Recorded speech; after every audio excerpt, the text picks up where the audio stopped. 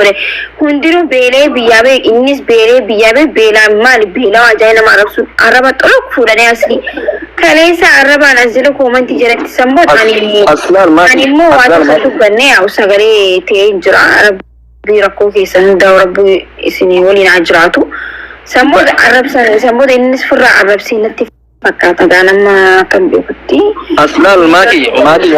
wanna tibeeku qabdu maayni beeka warra zala deemete amma sin arabsaa jiru kun baay'ina tamma kas arabsaa jiru ijoollee libiyaa jiru tokko kalee gruppii keessa waliin turrelle baay'ee xiqqoo waliin jira ijoollee jecha hundi siitu yoo maaqii maqaa kee illee kadhabu taate lamni wayituma san loogitiin sirraa rogaa turte ijoollee waan takkas sagalee taateef gindammoo nama akkamitti nama haasuu akka awwarra koomatti arabsi malee ijoolleen viidiyoon irratti hojjette jirtu because namni takka si galateeffatee onnaa malee gindammoo maakii wanni tokko wanni itti beekuu qabdu maal beekta asliin har'a dubbate jecha hagana ga'u dubbate kun guyyaa tokko garuu waliif kenneetiin waliif kaasuullee ni jira hin beektaa miti kun yoo walli namni waliin dagatu waan kana beekta waan lafeen nama cabsu namaan jedhe malee waan xixiqqoo illee zonuun jedheetiin waa wayii osoo ka keessatti qusateetiin waan hin jedhu taate sirriidha jazaa ijoollee libii irraa hin qabaa jedhe haa qabaatu jazaa yoo qoode tokko rabbi irraa kaatamni malee as gubbaa baaseetiin maa mallaqa isaa uummata kanneen kafareetiin libiyaa geesse asirra taa'ee kadhateetiin akkasittiin uummata kanallee buuseetiin akkasitti ummatuma oromooti ummatuma awurooppaa libiyaa makanaan deemee jedhe kanatu walitti mallaqa qabeetiin akkanatti biyya kanaan ijoollee kana wanni waa nu godhullee hin jiru wanni nu godhullee hin jiru nullee waa godhuuf illee hin dandeenyu maakii dhageeffadhu baasii Oiga, que fue tu cajara un guito na kafran. Malim jannani comment ana madan asli ta sani ba asli fi adam wallahi billahi amalaki yatta kala dugaran abad abban fere badiyo ka baati garan dugaran abad garu mal tu jura sete na fakata asli namni oso intu ne isa to namni isa yo to yaman maybe worry comment muhit goran tu ba sawan jira okay ifama Yala ijoollee liibiyaa jirtan maaltu jira seetanii dhaggeeffadha babaleyyan kiyya kabajamtoota dhaggeeffadha. Yaa rakkoo keessa namni jiru yoo namni xiqqoo waan takka xiqqoo jeenu isin dhagahama dhugaadha sanni dhugaadha garuu koomantii jalatti hedduu arrabsaniiti asliin hedduu arrabsinaan isin arrabse inni warra koomantiif jee isin arrabsuun qabu sun dogongoraa akka jirutti ta'e garuu maaltu jira seetan innillee haqa yoo dubbanne waa'ee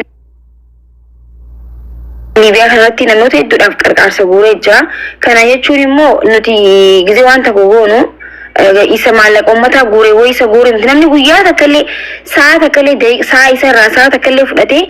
achirra wallahi warra kan nu caala warra guuruutu dadhaba jechuudha. Amma warra kan nu kana laayina kanneen deema waan ta'eef jechuudha. Warra taa'uun Anka kalian isa dhukkubsa kati taa'ee guuree maal je'ee san godhee support boorullee ta'u isuma sagalee isinii ta'uu danda'a boorullee ta'u isuma isin gargaaruu danda'a because nam tokko yoo arrabseel isin arrabseellee deebitanii isa deebistanii arrabsuun faayidaa waan tokko yoo jallate waliin jallachuun mana jiisuu ta'a malee mana jaaruun ta'u inni balleesse taanaan badii isaa sana itti himtan balleessee jirta akkana godhuu hin qabdu jettanii sirreessuu qabdaniin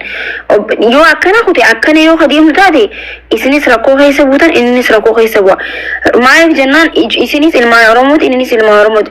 isin bika biraa dhaquu dhiisaa innis barbaqattummaa keessa jira miti isinis barbaqattu hundi keenya warra wal qixaa bar akkaataan jireenya keenya addaa ta'u akkaataan jireenya keenya addaa ta'u giseen jedhu maybe isin achi keessatti rakkatu jirtanii waan bitachuu illee hin dandeessanii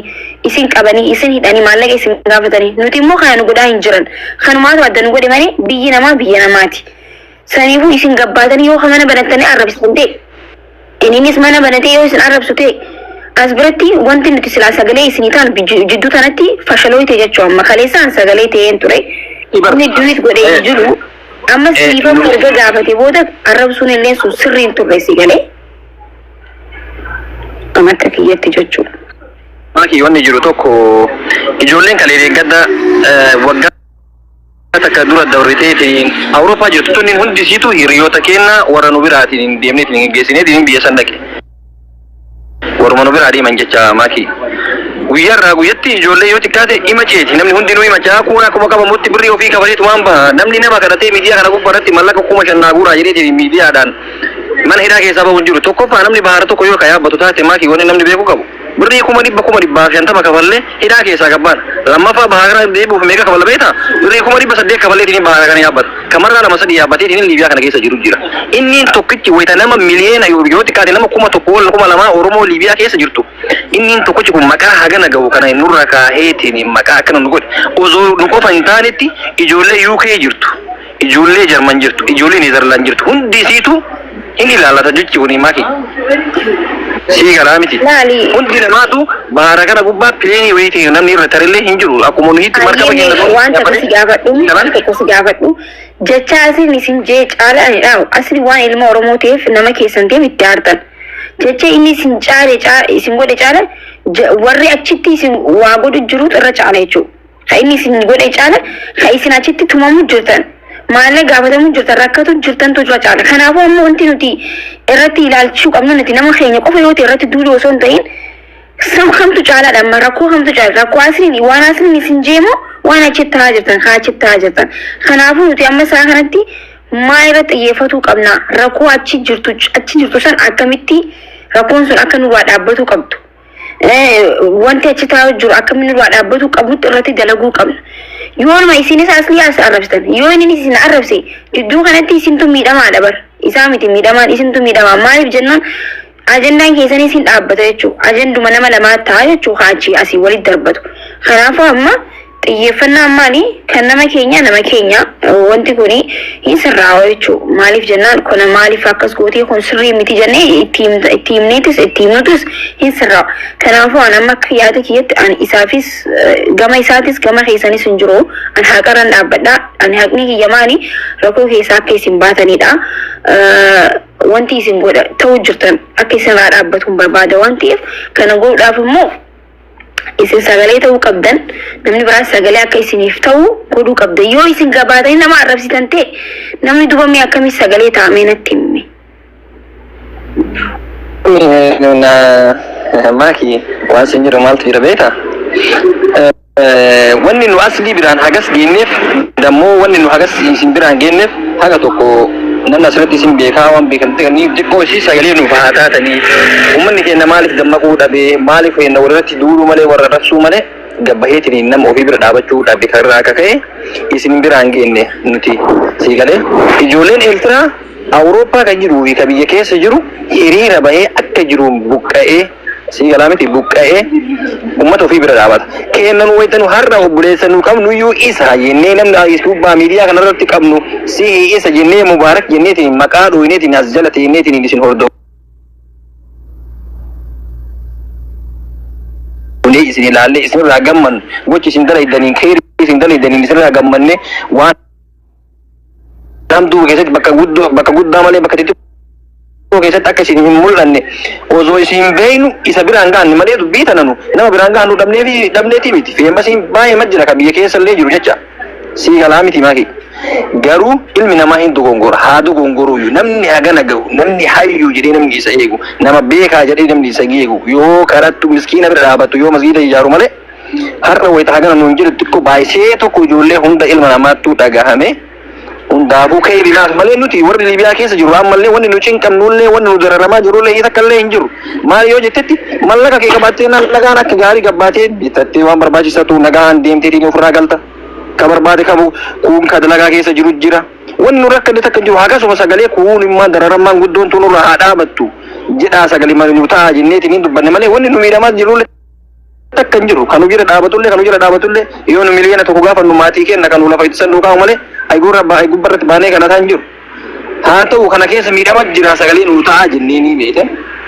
inshallah hundaafuu keenya ilaalaa ramadaana hundi namaatu ramadaana walirraa akkana balleessuun kun baay'isee tokko nama dhagaama. Bara ammas biratti wanti hubatu qabdu bare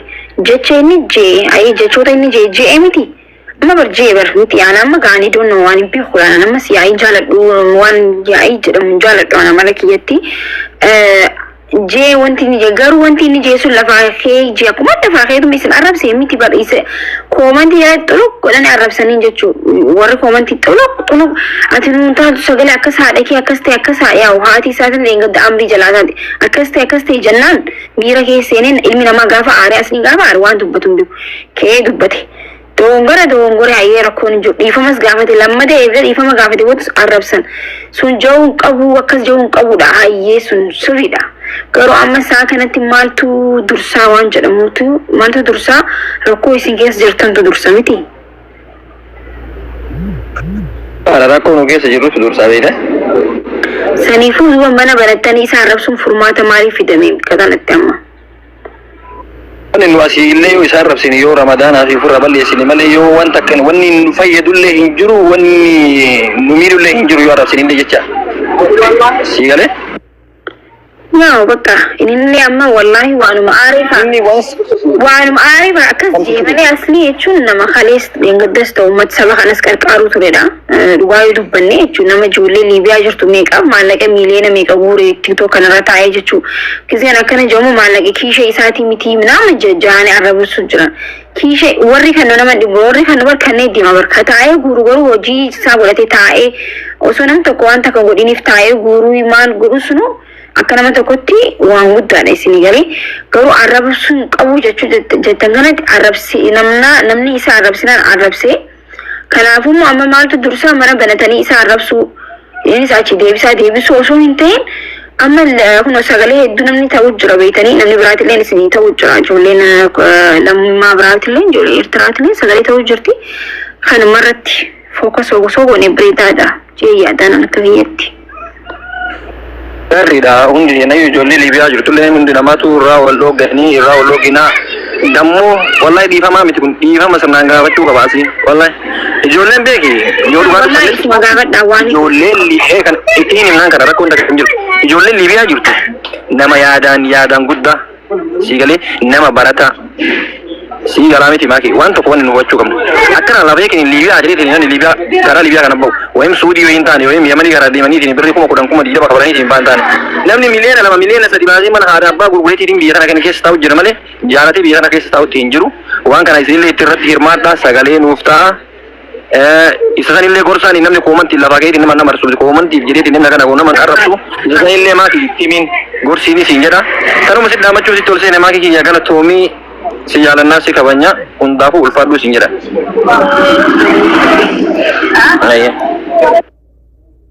Dhaggeeffadhaa wanta ani isiniif tokko waantu jira seetan. Amma warroonni koomantii kuni Liibiyaa jiraadhu baadhaa. Nama tokko namni guyyaa tokko sagalee Oromoof ta'e sagalee ta'e guyyaa takkaa miti daqiiqaa takkaaf. Ati jireenya kee jiraachuu fataa jechuun jirta ati waan akka jechuun guyyaa takka namni Oromoodhaaf sagalee ta'e gatii qaba nama bira galata qaba jechuun akka sabatti safuudha kun ilaa fi ilaamee qaba Oromoon isinii galee namni guyyaa takkaa miti daqiiqaa takkaaf sa'aatii isaarraa hojii isaarraa takiin immoo maal waan hojii qabaachuu habaatu garuu guyyaa takka saba guddaa sila miliyoona meeqaan lakkaa'amu keessaa sila sun hundi keenyaa sagalee ta'uu qabu inni garuu yaadee sagalee isaa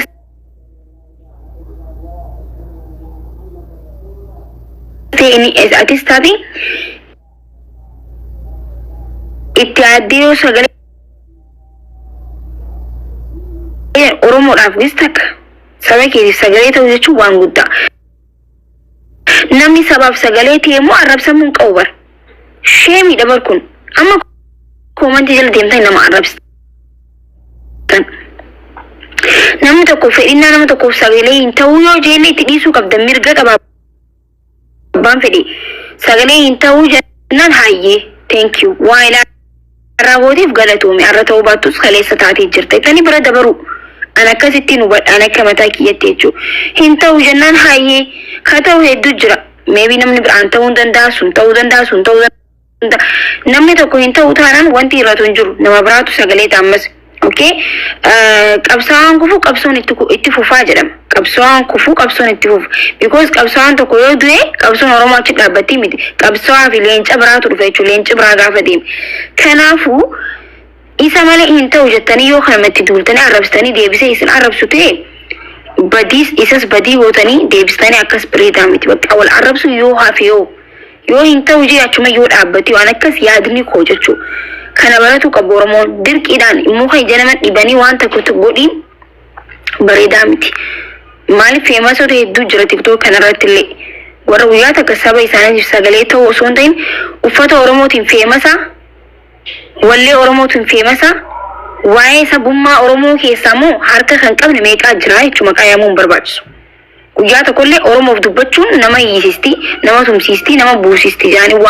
warra yaadan meeqaatu jira jechuudha. Warruma dandeessanitti iyyuu malee warra kaanittillee iyyuu qabdan. Feemasni ilmaan Oromoo erga fooloo qabaatan guyyaa rakkoo Oromootiif yoo hin taane maal godhanii dubaa sirra ta'an. Akkasii bar maal gootanii hordoftan, maal gootanii fooloo gootan, maal gootanii jala teessanii jechuudha. Yoo guyyaa rakkoo Oromootiif gabbee kanam tokko hin dubbanne ta'e jechuudha. Egaa akkasii bar. Isin galee.